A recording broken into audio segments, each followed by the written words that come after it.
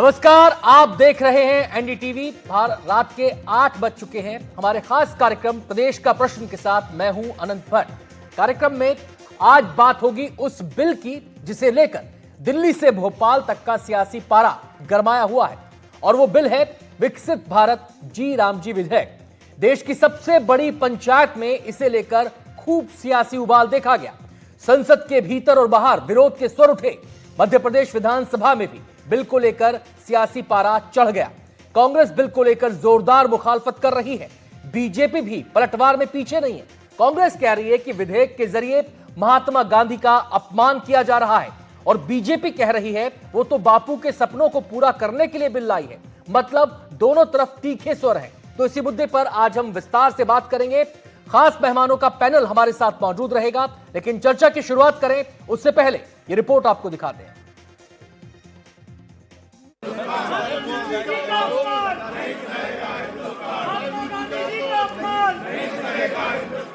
मध्य प्रदेश विधानसभा के एक दिन का स्पेशल सत्र आयोजित किया गया। एमपी को विकसित, आत्मनिर्भर और समृद्ध राज्य बनाने का संकल्प लेने के लिए ये सत्र आयोजित किया गया था।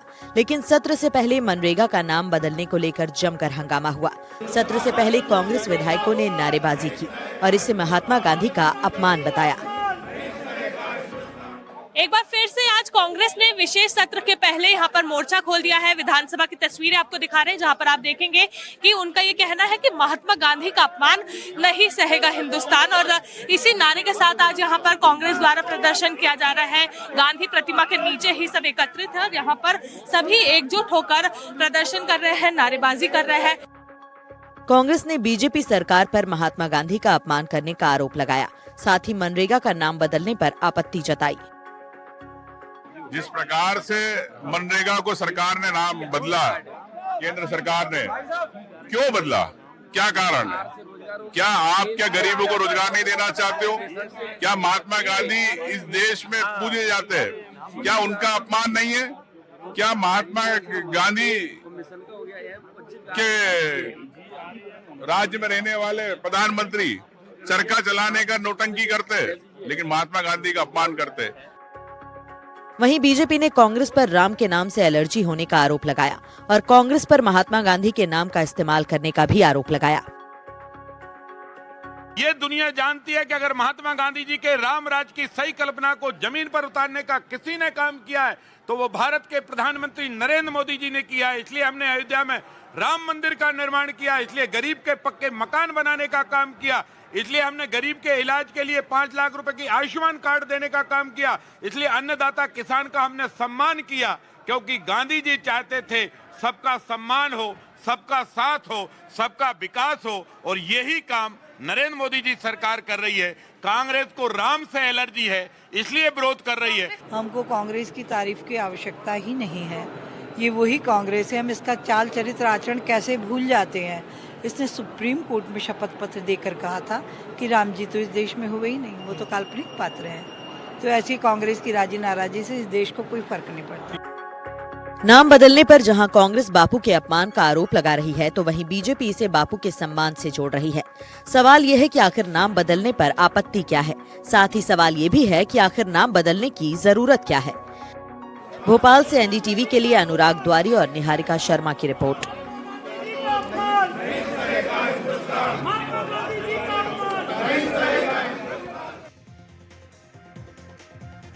तो शब्द बाण चलाए जा रहे हैं, तर्कों के तुणीर सबने संभाल लिए हैं और इस मुद्दे पर गर्मा गर्म सियासी बहस इस समय हो रही है।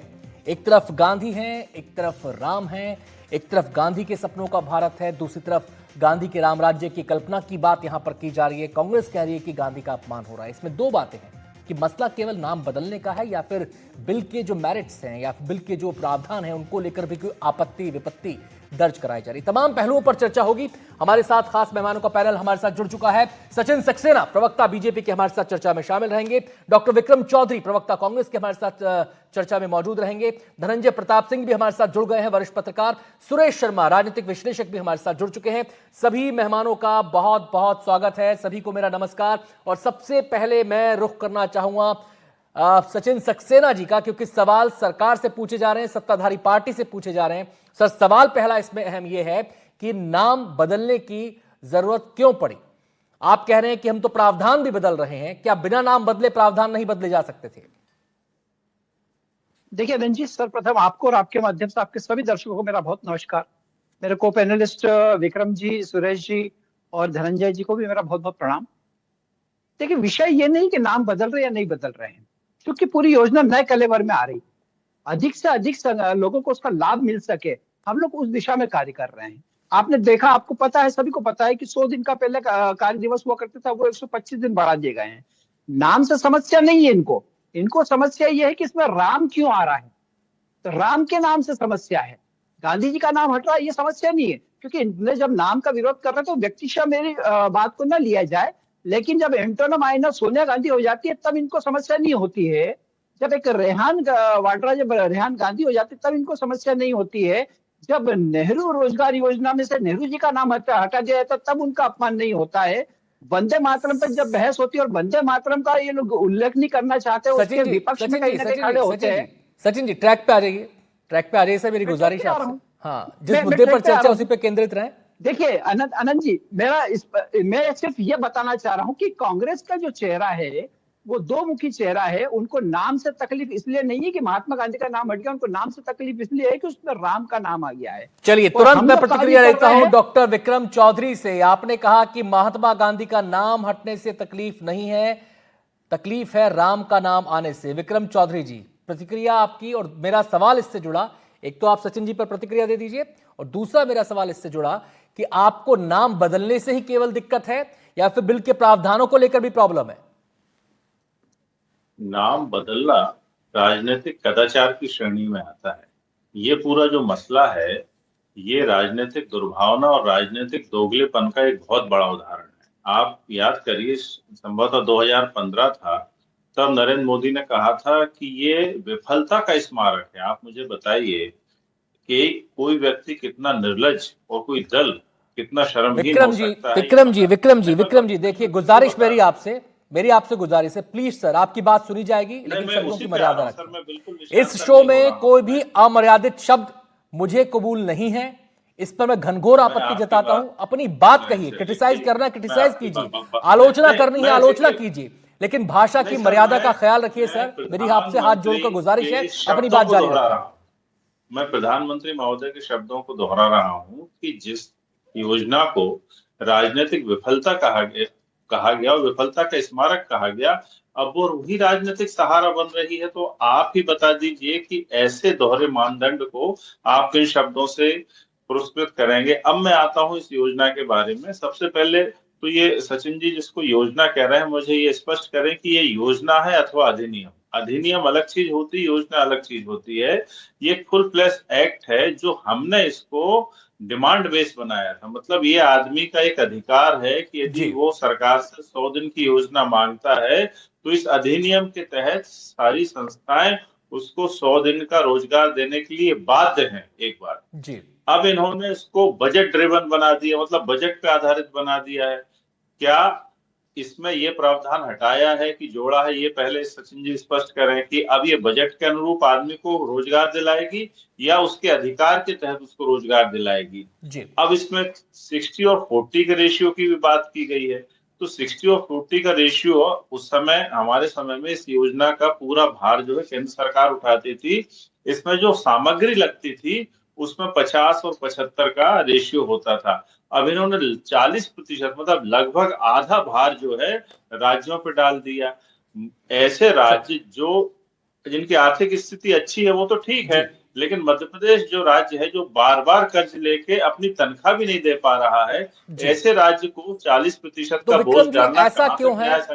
ऐसा फिर क्यों है? आपने मेरिट्स को लेकर अपनी बात रखी, आपने पॉइंट वाइज तरीके से अपनी बात रखी, बिंदुवार आपने अपनी बात कही, तो ऐसा क्यों है केवल नाम को ही लेकर मसला जो है मुखर हो रहा है? नाम को ही लेकर तमाम तरीके की आवाजें उठ रही हैं। ये तो राम नाम की आड़ आज से नहीं ले रहे हैं। नहीं, मैं आप ही से बात कर रहा हूँ। मैं आप ही से बात कर रहा हूँ। आपके जितने नेता हैं वो केवल महात्मा गांधी से जोड़कर बात कर रहे हैं। वो विधेयक के मेरिट पर जैसे आपने बात की है ऐसे बात नहीं कर रहे हैं। आज जो प्रदर्शन हुआ उसमें भी केवल महात्मा गांधी का अपमान हुआ है, केवल महात्मा गांधी का अपमान हुआ है। अगर मेरिट्स पर आपत्ति है तो वो तो फिर सदन में ही चर्चा होगी उस पर। तो नहीं, मैं बता रहा हूँ जी। आपको। ये एक तो इन्होंने एक झूठा जुमला फेंका, राम की शरण में लोग चले गए, अच्छी बात है, कुछ सद्बुद्धि मिले, हमको इस बात से आपत्ति है ही नहीं, हमने बात ही नहीं कही। हमने ये कहा है कि महात्मा गांधी जो एक स्पष्ट नाम जी। है, अभी पूज्य बापू इन्होंने रखा है उसका नाम, तो शक ये होता है कि इनके पूज्य बापू कौन है। हम यदि कांग्रेस के लोग पूज्य बापू कहें तो सीधा तौर पे महात्मा गांधी का नाम आता है। सर अब और महात्मा ये लोग गांधी जब पर पूज्य बापू पर कहते- तो आपका कॉपीराइट नहीं होना और चाहिए जब ये सर। पूज्य बापू कहते हैं तो किसको कहा राम जाता का है, नाम आ सकता कौन है, बापू पैरोल के पे उस घूमने वाले सम्मानजनक राम रहीम का नाम उस आता है, सम्मानजनक विवेकानंद का संबोधन नाम किन आता के लिए होता है ये सब इनके जानते हैं। जो खैर सचिन जी का बापू मैं यहाँ हैं, पे रुख और करना हमारे चाहूंगा सचिन बापू जी, में बहुत 2-3 अंतर है पॉइंट जो सर। इस ये विधेयक के मेरिट को लेकर ये उठाए गए नाथूराम वो ये कि गोडसे राज्यों पर मुर्दाबाद बोझ नहीं डाल कहता। दिया गया,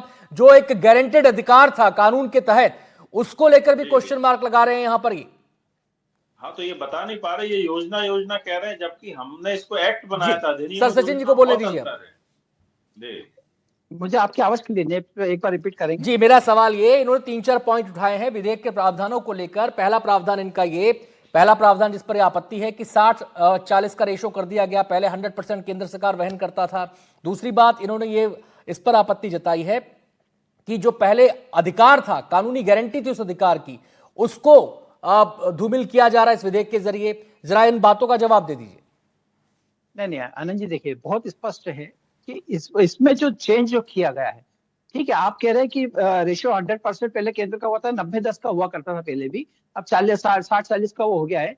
तो 60-40 के रेशियो में 60% जो है वो केंद्र का और 40% राज्य का। तो राज्य 40% को अपने हिसाब से, अपनी योजना के हिसाब से और अपनी प्राथमिकता के हिसाब से उसको काम ले सकेगा और खर्च कर सकेगा। 125 दिन की जब हम बात करते हैं तो राज्य तय कर पाएगा कि उसके जो 60 दिन जो उसका उपयोग करना है, वो 60 दिन वो फसल के सीजन को छोड़ के वो 60 दिन अलग कर सकता है। इससे कुल मिला के उसको 186 दिन मिलेंगे। तो विक्रम जी, मेरी बात हो जाए, फिर मेरी बात हो जाए, फिर दिन है कि राशि, मैं पूछ रहा हूँ आपसे। सुनिए ये 125 दिन है ना, 125 दिन की बात कर रहे हैं अपन। हाँ, तो 60 और 40 दिन नहीं है, राशि की बात हो रही है। 60-40 का रेशो 60-40 रेशो सर, जो बजट का आवंटन है, जो बजट का आवंटन है उसकी बात यहाँ पर हो रही है। और इसमें मैं एक चीज और स्पष्ट कर दूं, जो 100-125 दिन की बात है, जो मनरेगा जिसके तहत अभी तक ग्रामीणों को रोजगार दिया जा रहा है, अकुशल श्रमिकों को रोजगार दिया जा रहा है, उसमें 100 दिन का प्रावधान था। जो नया बिल लाया गया है उसमें 125 दिन का प्रावधान है और 60 दिन ऐसे हैं जो अलग अलग कृषि कार्य से जुड़े दिन होते हैं, उनको कुल मिलाकर जोड़ा जाएगा। उस समय रोजगार नहीं मिलेगा क्योंकि रोजगार अन्य विकल्पों में उपलब्ध होगा। खैर मैं यहां पर रुकना चाहूंगा धनंजय जी का। धनंजय सर, सवाल मेरा आपसे ये कि नाम को लेकर सब लोग आवाज उठा रहे हैं। मेरा सवाल आपसे ये है कि अगर नाम बदला जा रहा है तो नाम देखा जाए या काम देखा जाए, और उसके अंदर यह देखा जाए कि प्रावधान क्या है। जैसे अभी विक्रम जी ने कहा कि जो कानूनी गारंटी थी, अधिकार था, उसको छीनने की कोशिश हो रही है। क्या ऐसा लगता है जो प्रावधान सामने आए हैं? नहीं अनंत, मुझे ऐसा लगता है कि सरकार इस योजना को और भी उन्नत कर रही है, बहुत अच्छी बना रही है, ऐसा सरकार का दावा है जी। रही बात नाम परिवर्तन की, तो मुझे एक बात बताइए कि जब पुरानी सरकारें थी, कांग्रेस की सरकार थी 50 साल, तो सारे उन्होंने अपने नाम रखे, राजीव गांधी पे, जवाहरलाल नेहरू पे, महात्मा गांधी पे। जो भी सरकार रहती है वो अपने अनुकूल नाम रखती है योजनाओं की, ये उनका अधिकार क्षेत्र है और इसमें गलत भी क्या है। देखिए यूपीए की सरकार थी तब उसने एक स्ट्रक्चर कमेटी बनाई थी। स्ट्रक्चर कमेटी किसके लिए थी? सीधी मुस्लिम वर्ग को एक स्टडी कराई गई थी। तो अगर सरकार ने राम जी के नाम पे किसी योजना का नाम ही रख दिया है तो इसमें गलत क्या है? और जब शुरुआत हुई थी तो उस समय भी नरेगा से हुई थी। मनरेगा तो वो बाद में हुआ था, पहले तो नरेगा ही आया था। जी बिल्कुल बिल्कुल स्वाभाविक है, पहले उसका नाम नरेगा था, महात्मा गांधी बाद में जोड़ा गया था। और महात्मा गांधी के बाद नाम पे तो देखिए देश में अनेक नहीं, सैकड़ों नहीं, हजारों मुझे लगता है कि इमारतें खड़ी हैं। महात्मा गांधी मेडिकल कॉलेज भोपाल का है, महात्मा गांधी मेडिकल कॉलेज इंदौर का है, मध्य प्रदेश के ऐसे तमाम उदाहरण है, तमाम योजनाएं जो महात्मा गांधी के नाम पे चल रही हैं और वो हमेशा चलती रहेंगी। लेकिन अगर सरकार ने किसी योजना को और में बदलाव किया है, उसको अपने अनुकूल बनाया है, प्रोग्रेस की गई है, तो उसमें गलत क्या है? और रही बात, देखिए जो राज्यों को अंशदान सरकार ने मांगा है उसमें भी गलत क्या है अनंत बताइए जी। आपका राज्य फायदा उठा रहा है, आपके राज्य के हजारों लोगों को काम मिल रहा है, उनकी इकोनॉमी सुधरेगी, तो उसमें अगर 40% एक सवाल जो विक्रम जी ने यहाँ पर उठाया कि बजट से जोड़ा जा रहा है, इसे बजट से जोड़ा जा रहा है, और जहां से बजट से जोड़ने की बात है तो नॉर्मेटिव बजट की वहां पर बात है। जितना मैं इसको समझ पा रहा हूं सर, मुझे ऐसा लगता है कि पहले जो है एक अंदाजा आप क्रिएट करते थे कि ये संभावना है, इसके आधार पर बजट आप सुनिश्चित करते थे, लेकिन अब एक फ्रेमवर्क में काम होगा और उसके आधार पर ज्यादा पिन पॉइंटेड काम हो पाएगा, ये ऐसा समझ में आता है उस प्रावधानों को पढ़ने के बाद। आपको क्या लगता है? बिल्कुल सही कहना है आपका, पिन पॉइंटेड काम होगा। एक एक मजदूर से लेकर के बाकी जो पूरा डाटा सरकार तैयार करेगी, उस अनुमान के आधार पर जो है सरकार, केंद्र सरकार अपना बजट देगी और उसी के अनुरूप में सरकार को अपना अंशदान देना पड़ेगा। चलिए, मैं सुरेश जी का यहां पर रुक करना चाहूंगा। सुरेश जी, सियासत में नाम का अपना एक अलग सिंबोलिज्म होता है, एक प्रतीक होता है उसमें, एक संदेश होता है उसमें, लेकिन क्या आपको लगता है कि इस मसले के अंदर जो सवाल उठाया जा रहा है कि महात्मा गांधी का अपमान हुआ, क्या आपको लगता है महात्मा गांधी का अपमान हुआ? नहीं, मुझे नहीं लगता कि महात्मा गांधी इतने सहज हैं कि कोई नाम उनका नहीं लेगा तो उनका अपमान हो जाएगा, या उनका नाम 2-3 बार ले लेगा तो बहुत ज्यादा कोई उनको सम्मान मिल जाएगा। वो तो सम्माननीय है ही, लेकिन एक सबसे बड़ी चीज इसमें जो है वो ये है कि ये एक राजनीतिक आइडियोलॉजी का विषय है। यदि हम कल की पार्लियामेंट, परसों की पार्लियामेंट डिबेट देखें तो प्रियंका वाड्रा जी ने स्पष्ट कहा कि वो गांधी हम नहीं है, यानी उनने महात्मा गांधी जी को पार्लियामेंट के रिकॉर्ड के अनुसार त्याग दिया। तो ऐसी स्थिति में आप किस गांधी के लिए आर्गुमेंट कर रहे हैं? एक सबसे बड़ी बात। दूसरी जो सबसे बड़ी बात है वो ये है, जो धनंजय जी ने भी कही है, कि ये सरकारें जो है एक आइडियोलॉजी विशेष की बनती हैं। महात्मा गांधी पूज्य हो सकते हैं, लेकिन महात्मा गांधी की आइडियोलॉजी भारतीय जनता पार्टी को पसंद नहीं है, और पसंद होती तो पहले दिन कहती वो। इसलिए स्पष्ट है कि महात्मा गांधी का, जवाहरलाल नेहरू जी का, ये महान है, देश के लिए इनका बड़ा योगदान है, लेकिन राजनीतिक जो एक इनकी आइडियोलॉजी है उनमें ये सब फिट नहीं होते, इसलिए इस नाम की जरूरत नहीं है। और इस नाम का लाभ यदि कोई दूसरा राजनीतिक पार्टी उठा रही है तो क्यों उठाने देंगे? ऐसा सोच करके बदले जाने को मैं आपत्तिजनक नहीं मानता। दूसरी बात यह है कि इसमें कि यदि कोई भी योजना, जिस योजना पर सर्वाधिक भ्रष्टाचार के आरोप लगे हों, यदि उसको सुव्यवस्थित, पारदर्शी और डिजिटल पेमेंट के माध्यम से करे जाने की व्यवस्था कर दी जाती है, तो मुझे नहीं लगता कि इस प्रकार की शुचिता की जरूरत है। एक दौर था भारत के अंदर, योजनाओं का हश्र जो है वो भ्रष्टाचार के आधार पर तय होता था। सुरेश जी, हम अक्सर देखते हैं कि जब महापुरुषों का जिक्र होता है तो उन पर एकाधिकार की कोशिश सियासी हलकों में देखी जाती है। मेरा सवाल आपसे यह है, क्या किसी महापुरुष पर किसी पार्टी विशेष का अधिकार हो सकता है? क्या किसी महापुरुष पर किसी पार्टी विशेष का ठप्पा लग सकता है? तुम्हारे बापू, मेरे बापू, अरे भाई सबके हैं, वो इस देश के राष्ट्रपिता हैं, वो इस देश के जननायक हैं, तो तुम्हारे मेरे का इसमें सवाल कहां से आ गया? महात्मा गांधी की आइडियोलॉजी एक समग्र विश्व को शांति देने का सबसे बड़ा उदाहरण, प्रतीक, और ये मानी जाती आज भी। जब विश्व आतंक के दायरे में फंसा हुआ है उस समय गांधी जी की अहिंसा और शांति का संदेश जो है वो पूरा विश्व स्वीकार कर रहा है। लेकिन भारत के महापुरुषों को यदि आप वोट के लिए कांग्रेस के घर ले जाकर के महात्मा गांधी को बंधक बना ले, या बाबा साहब अंबेडकर को वोट के कारण झुग्गियों में उतार दो आप, ये महापुरुषों का सम्मान नहीं है। महापुरुषों का प्रत्येक घर में प्रवेश होना चाहिए। महापुरुष जो है वो एक गली में और या एक पार्टी के कार्यालय में पहुंच जाएंगे, ये महापुरुष का सम्मान नहीं है। चलिए, विक्रम जी कुछ रिएक्ट करना चाह रहे हैं सुरेश जी आपकी बात पर। विक्रम जी, मैं इनसे पूछ रहा हूँ कि चलिए इनने बाबा साहब का नाम दिया, गांधी का नाम दिया, तो राम को नारे में बदलने वालों को भी थोड़ा सा लताड़ते चलो शर्मा जी, अच्छा लगेगा। शर्मा जी, मैं ये कह रहा हूँ कि आप जो है सबसे पहले इस बात का स्पष्टीकरण दीजिए कि जो नहीं, एक लाइन प्लीज, एक मिनट सचिन जी, आ रहा हूं।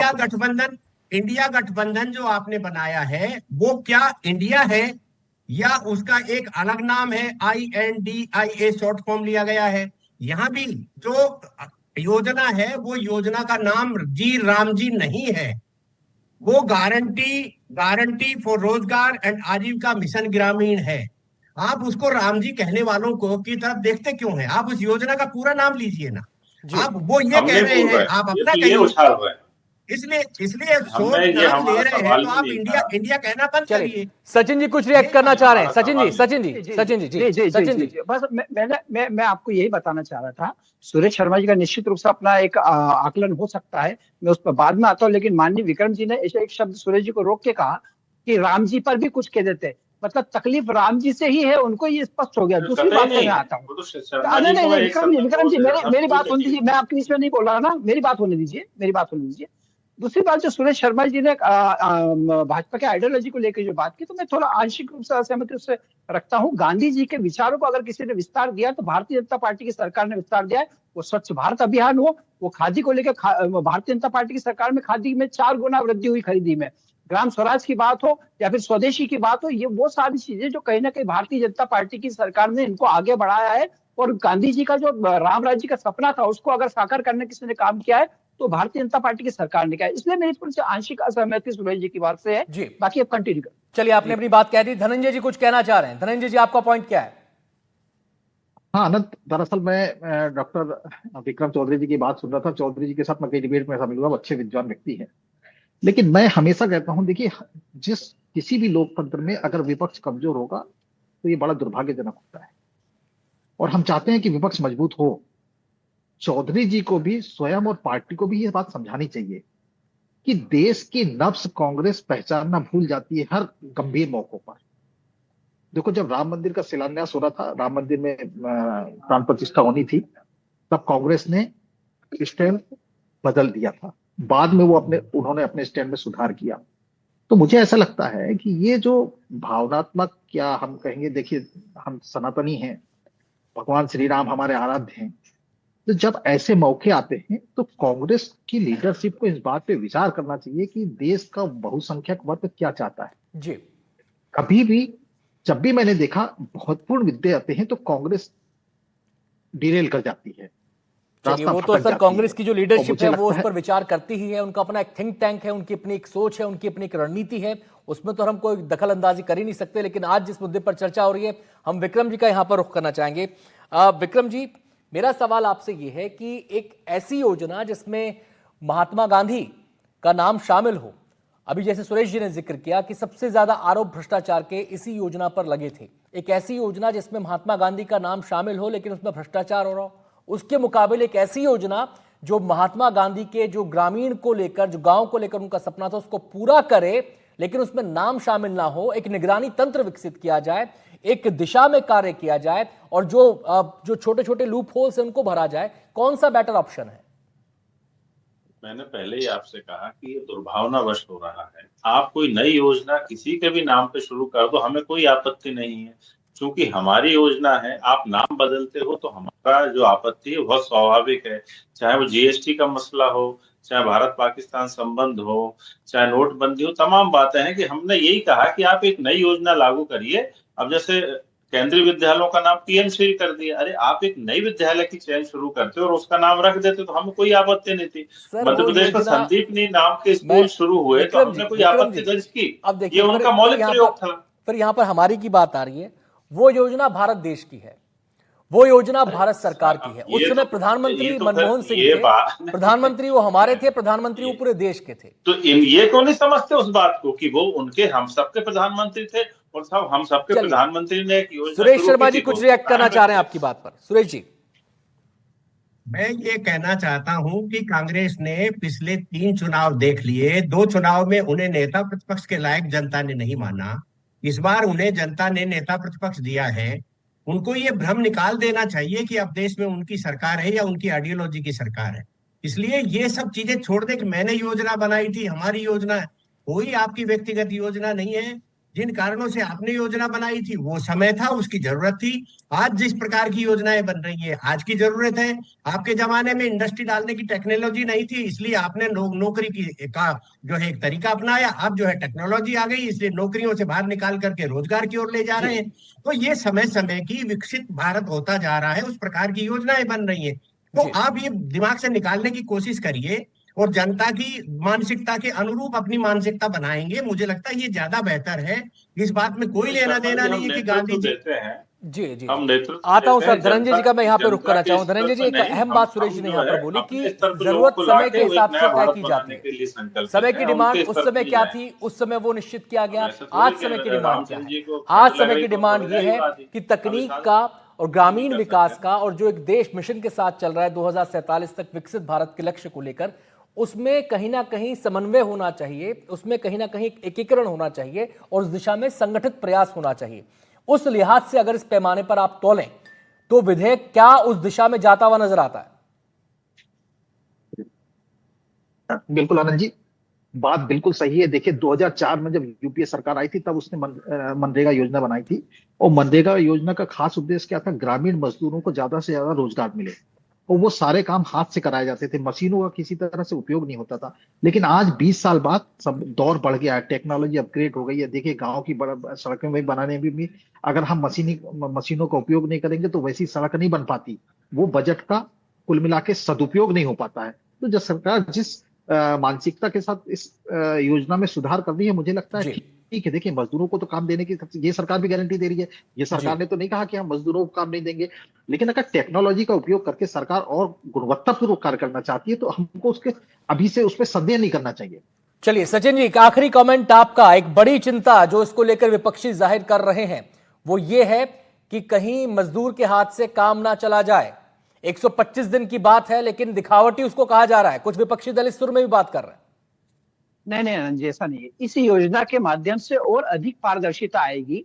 इस योजना के माध्यम से डायरेक्ट उनके खातों में, मजदूर खातों में पैसा जाएगा। इस योजना के माध्यम से आप ये देखिए कि 7 दिन का विश्लेषण होगा कि 7 दिन में क्या क्या कार्य हुए हैं, और उन कार्यों को विश्लेषण के हिसाब से आगे की रणनीति तय की जाएगी, और उसकी प्रॉपर मॉनिटरिंग राज्य से भी होगी और केंद्र से भी होगी, क्योंकि दोनों का अंश उसमें लगा हुआ है। तो कहीं ना कहीं इस योजना के माध्यम से जो पारदर्शिता वाला मामला है, जो आखिरी व्यक्ति तक का रोजगार पहुंचाने वाला मामला है, उसके लिए व्यवस्था करने वाला मामला है, वो कहीं ना कहीं ज्यादा साकार होगा और वो ज्यादा धरातल पर क्रियान्वित होकर आपको हमें दिखेगा।